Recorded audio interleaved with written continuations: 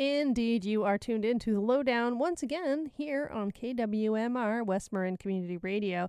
I am Amanda Eichstaedt. I'm the station manager here at KWMR and am happy today to introduce you, if you haven't already come across your insert in the Point Raised Light or letters to the editor or giant posters around town about wills for West Marin.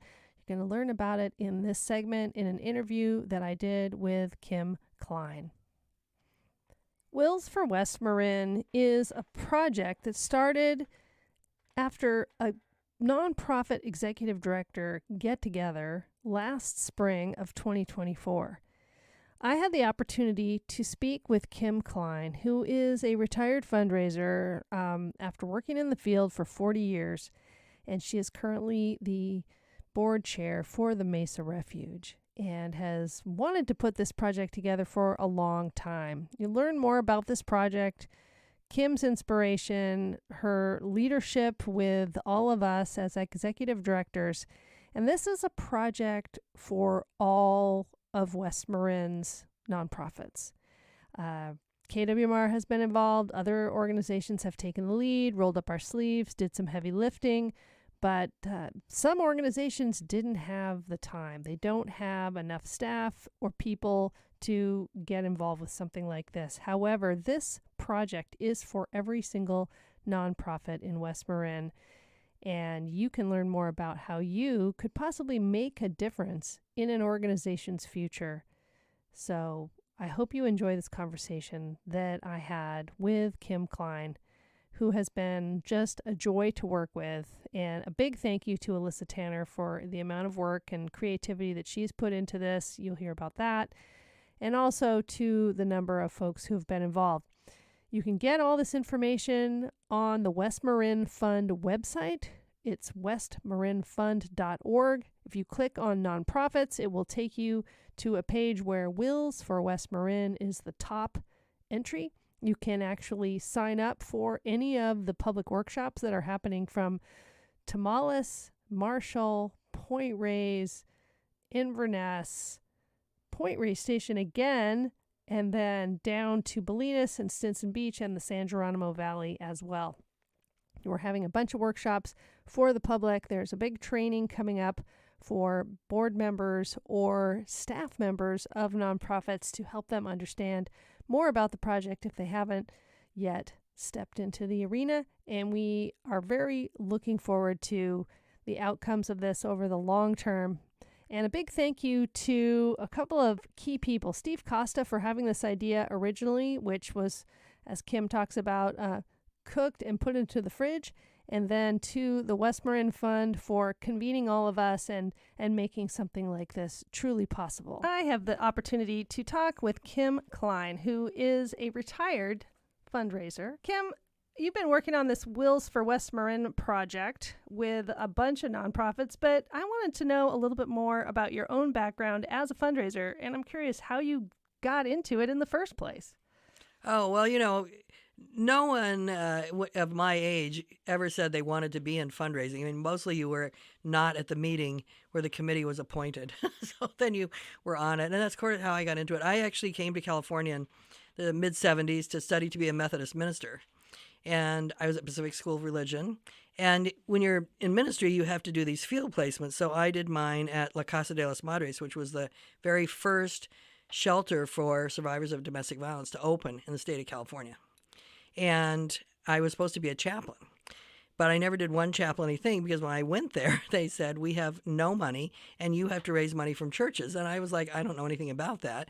And they were like, well, you know more than we do because you can recognize a church from the outside. So that's honestly how I got into fundraising, by knowing one unimportant fact more than everyone else. And once I got into it, I realized, organizations need all kinds of things, but they always need money. And I thought it was actually not that hard to raise money. I didn't think it was that hard to ask for money. Everyone else was freaking out about it. So I've been in it ever since. It's so interesting because whenever they ask a series of nonprofits, or in our case, radio stations, what do you need the most? It's like money. Yeah, absolutely. Yeah, and I've been fortunate to come to some of your workshops over the years, and I've gone to other workshops, and I like yours because they're just down to earth. Oh, you're so sweet. They're just down to earth. So at one point you mentioned in our work on this project, the Wheels for West Marin, that you were around when the Jack Mason Museum project happened. And that was, in fact, a bequest. Somebody left that building. That's right. I was living in Inverness at the time, and Jack Mason left his house to the town of Inverness. I don't know all the legal details about how that worked, but he had this vision that, could be a museum, it could be a library. We had to raise a lot of money to renovate it and also to pay off, I think, what was left of the mortgage. So a whole bunch of people got together, and I can't even remember the goal, but it was something like $75,000. It was really not very much. And everybody said, well, okay, you might be able to raise that much money, but no one will ever be able to raise that much money again in all of West Marin. And then, of course, after that, you had the Dance Palace. I think you had 2 capital campaigns. You had the health center. I mean, we've had one after another after another. I mean, there's so much generosity out here. But that was the first one. And that was the first time I did a capital campaign based on a bequest. And it was great. And it's there, and it's a really vital part of the Inverness community, and it has the museum as attached to the library. It's a meeting space. It's incredible. It's just lovely, and they've really made it wonderful. And of course, we have other examples. I mean, Stockstill House is named after Lillian Stockstill. That was a bequest. The Community Land Trust of West Marin has had several bequests, and so a lot of stuff has been made possible by bequests out here. People who maybe didn't have a lot of resources while they were alive, fixed income, but were sitting on a gold mine of property that had appreciated over the years and were able to really give something back to the community. Totally, who had really good values. And, we say kind of crudely, most people are worth more dead than alive. So they can, help other nonprofits in their will. So back in February of 2024, a bunch of nonprofits came together, and a bunch of executive directors got together, including Kamala Tully from the Mesa Refuge. And the focus of the training was all about collaboration. And she took that back with her after all of our crazy exercises and things we did down there, and got with you, Kim, who are currently the president of the board of Mesa Refuge. And you guys cooked up this concept for Wheels for West Marin. Well, I can't honestly take total credit for it. It got cooked up and then put in the refrigerator some time ago because I was working with the West Marin Fund. I was a consultant to them when they were first starting. And Steve Costa, who owns, people know him, I think, used to own Point Reyes Books, had this idea that we should do this big drive to get everybody to make a will in West Marin. And there was a national program called Leave a Legacy. And they were trying to get way more people to make wills. I mean, I don't know if your listeners know this, but 6 out of 10 people die without a will or an estate plan. And that's, just hard. And it's a lot, and it really makes life not so easy for your heirs. So Steve had this idea. We pitched it a few times, but it never got any traction. So for whatever reason at your meeting, I mean, I would have loved to be a fly on the wall to know why did all of a sudden it stuck. And Kamala came back and she said, we might be able to do this. And then we got this great group of people together, and it's just taken off. And it's just and it's super because the idea is all 60 nonprofits in West Marin. We have no taxing authority out here. There's no incorporated cities. So nonprofits do so much of the work that would be done by government. And we have this vibrant, wonderful community that has also some problems, and we think you have to look further out, 50 years, 75 years out. How are we going to solve these? How are we going to solve these problems? And also, how are we going to keep going all the fabulous stuff that already exists? And I think when I look back, it was March when we actually first talked about this. And then it's just gone on from there with weekly meetings. I was gone for a while. Different people have gone on trips and come back. And talk about your experience working with this group, Kim. Well, I've traveled. I mean, I've been very lucky. I've been in fundraising for 45 years, and I've been in every state. I've been in 30 countries. And one of the things I look for when I go places is, do the nonprofits like each other? Do they help each other? Do they work together? Because I think the whole point of being a nonprofit is to be part of the common good, right? And I would say out here, it's not the only place, we're not unicorns, but it is one of the few places in the world where people really like each other and work together, or even sometimes if they don't like each other, they still work together. Yeah, I mean, I can remember when the West Marin Fund was getting started, And we were all very skeptical about that. And we all sat in that big circle in the dance palace and giving each other the side eye, thinking they're going to take all our money. And it's not the case at all. No. I think everybody, it's raised all boats. It's put a focus on the fact that raising money for nonprofits is critical because of all the work that these organizations do. And I'm pleasantly surprised how well it's worked and how helpful the West Marin Fund is. Big plug for them for pulling us all together, especially during the pandemic. And I think that's when some of these relationships we were crying together on Zoom. We didn't know what to do. It was kind of wild. And throughout this process of the Wills for West Marin, Kim, there's been some things that have come up that I was surprised about, sort of these myths about having a will. You want to talk a little bit about some of those? Because you said like 6 out of 10 people don't have one. And that was a surprise to me. Yeah, it's really a shock. Well, one of the reasons I wanted to focus on this particular fundraising strategy, the fact is, as a collaborative, we could have picked probably other strategies to work on. But this is one where, first of all, there's a lot of money that's going to change hands. And it's one that, the language of wills and bequests and what you put on your website is very similar to what somebody else would put on their website. So it kind of made sense. But I have been, over my life, really offended by the fact that a lot of plan giving, legacy giving, emphasis on wills has focused on people who had a lot of assets. And I feel like if and people will say to me all the time, I don't have anything to leave to anybody. And I'm like, do you have 3 shirts? Are you wearing them all to the crematorium? I don't think so. Like 2 of them could go somewhere else. Do you have a rusty bicycle? People just don't stop and think. They have stuff. And also, who were you? What did you care about? What was your vision? If you had lived to be 100 or 150 years old, what was your vision of how the world should be? You can also write that down. There's this whole thing we're going to be doing in the workshops called ethical wills, where you actually just write down some of the stuff that meant a lot to you, where you kind of say, here's where all our photographs should go, or here's where my, little present that my grandmother gave me, now I'm giving it to you, and it's not worth anything financially, but I'm giving it away. So to make sure it gets into the hands that you intended it to, because exactly. Really it's your right. That's exactly right. I can't emphasize that enough. I think it's the most amazing of the human rights that people don't talk about. You have the right to say what's going to happen to your stuff when you're dead. That's amazing. And so few people exercise that. And I think because they're nervous, nobody wants to talk about death and dying. But we're not really talking about dying. We're talking about living forever. And we're talking about legacy. And we're talking about stuff, especially in nonprofits, people that volunteer for nonprofits. You have people that have volunteered, spend hours and hours doing all kinds of stuff in a nonprofit. And then they die without a will. And here they could have helped this nonprofit that they'd put so much of their heart into, they could have helped it even continue further. So that's what we want to invite everybody to be a part of this, not just people with lots of assets. Whatever you have, whoever you are, you have some assets.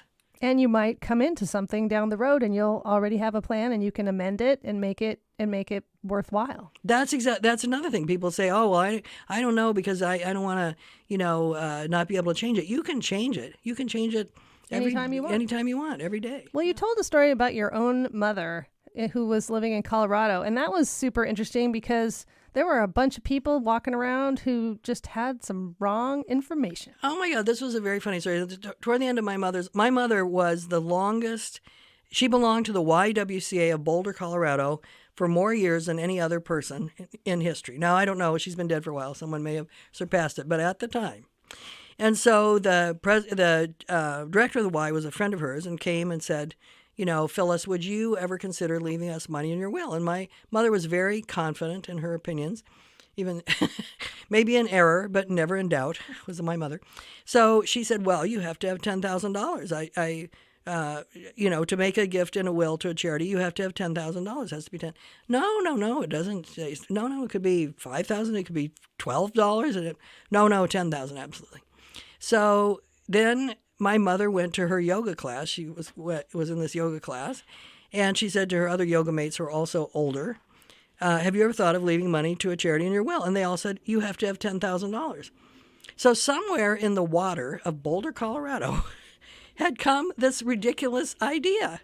And I think there's always something like that. Someone writes a letter to the editor or someone else says, and that sticks in people's brains. So one of the things we want to do in Wills for West Marin is bust through all those myths, Yeah, this is come one, come all.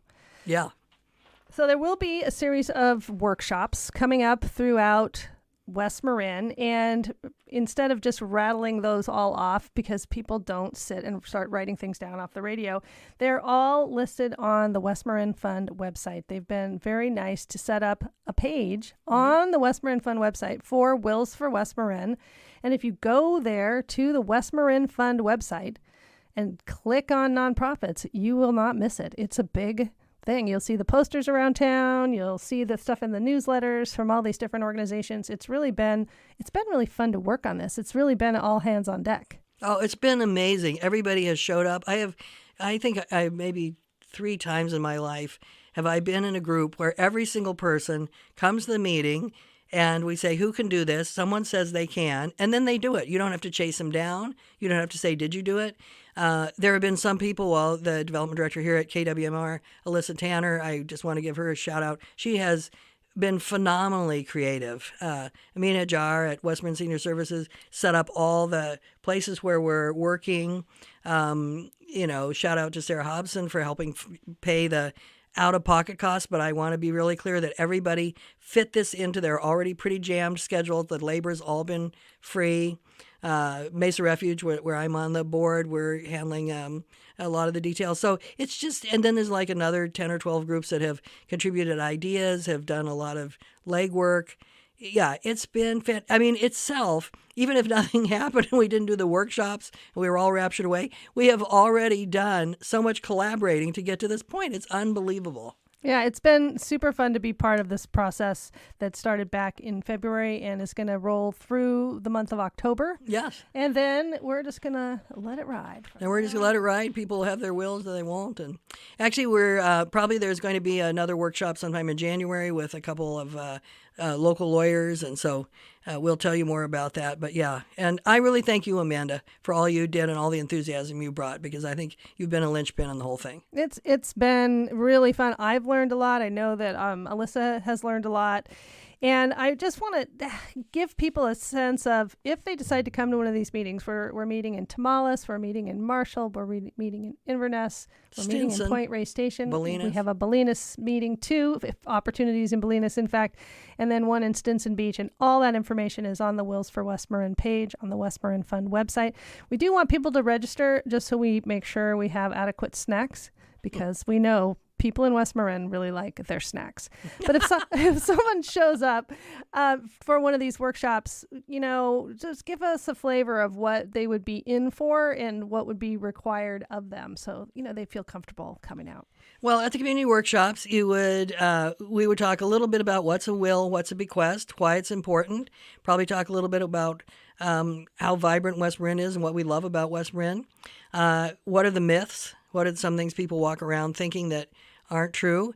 And then spend a little bit of time on this notion of an ethical will, because I think actually one of the things that goes into making a will, and there'll be people who have already made a will or a trust or in some kind of estate plan, and people who haven't. But when you sit down to do it, it doesn't happen overnight, and you can't just sit and make a list of all your stuff. You have to kind of think, wow, what is next? Who am I? What about my family? What about friends? So a lot of stuff comes up. So I want to get that conversation going. Just to be very clear, no one will leave with a will. And you'll have to do a lot more work, but you'll begin the process, the thought process, and with other people for what is your plan? What is your plan in your current life? What do you value in your current life, and what do you hope people will remember about you when you're no longer here? And I'm going to tell you something. I think you'll be amazed. It'll be very fun. People think, oh my God, it'll be so grim. It will not be grim. It will be super fun. Our meetings have been super fun. There's been a lot of laughter, and it's a great opportunity to learn more about this. I mean, the alternative to not having a will, I've known of some people who have died without having their own will, and it's hard on the people who are left to sort through the person's assets. And also you have to go through this whole probate period, and the state is more in charge than anybody. Yeah. Now, to be sure, even if you have a will, you may have to go through probate, but it's much harder. The state has to appoint somebody to be your executor. That person then has to decide, find all your papers, decide what you own. Your family has to come together. So here is your family, your friends, everybody grieving because you have died, and then they're kind of trying to sort everything out, and it's just not a good thing. I think probably the most famous person in recent memory to die without a will was Prince. And if you follow that estate, it's not been good. So it's not just poor people that die without wills. All kinds of people just kind of don't get around to it. And I also really want to emphasize, because out here in West Marin, a lot of people in kind of alternative families, if you die without a will, you can't really, because the state has one for you, but it's based on some very traditional assumptions. So, if you're gay, or if you're living with someone, whether you're gay or straight, that you're not married to, there's a lot of things that the state doesn't take into account. So that's why you want to put this stuff in writing. You want to say who's in charge of distributing it. Because you can be also in a family with a bunch of kids, a bunch of adult children. Each one thinks they should be the executor, and that can, and then you have a lot of fighting, and it's not necessary. And all you have to do to have it be much smoother is to say, this is what I thought. This is what I care about. This is what I want. This is my stuff. This is what I want to do with my stuff. And I have a story of my own father who, near the end of his life, he knew he was going to die. He had cancer, and he wanted to change his will at the 11th hour. And I was like, well, you better get on it, pal. And he did. And he made big sweeping changes to it because he could. And it was his stuff. And thankfully, I know this isn't the case in all families. We were like, it's your stuff. Whatever you want to do with it, we will support you. And it worked. Mm-hmm. But it was nice that he had that ability at the end of his life. Yeah, absolutely. Absolutely. And he was able to make that change really at the very last minute. Yeah. So you can do that. You can. But if you have one, then you can change it. But if you don't have one, maybe not so much. Yeah, it's going to be hard to get it together that quickly. Is there anything else, Kim Klein, that you would like to share with the listeners of West Marin about wills for West Marin or any of these other things? Well, just to, we live out here and it's easy enough to take it for granted, but just to kind of say we are very lucky to have 60 nonprofits in West Marin. And probably some in process as we speak. Exactly, right? It's practically, what should we get Mary for her birthday? How about a nonprofit? It's phenomenal. The breadth and creativity and service that all of them provide. And I just really encourage listeners to take that seriously and think about how can we keep, I'm almost 71 years old. I'm thinking 30 years, I want to make sure these nonprofits are still going, even though I'll be pushing up daisies. I want to make sure that that's happening. So, join me in that. And even if you're only 30 years old now, in 30 years you'll still be alive, you can be part of that as well. So I just invite everybody to be part of it. Yeah, well, thank you for taking the time from your own position of the board chair for the Mesa Refuge, and just want to thank all of the folks who've come together to make this happen. And come on out to the workshops and get all that information at the westmarinfund.org website. There's a lot of resources that will be posted there. There's all kinds of information. And if you can't make it to a workshop, some of these will be recorded and there'll be videos that people can watch. We just really want to make sure that everybody gets the opportunity to have a say with what happens with their stuff. Absolutely. Absolutely. All right. Thank you so much, Kim. Mm-hmm.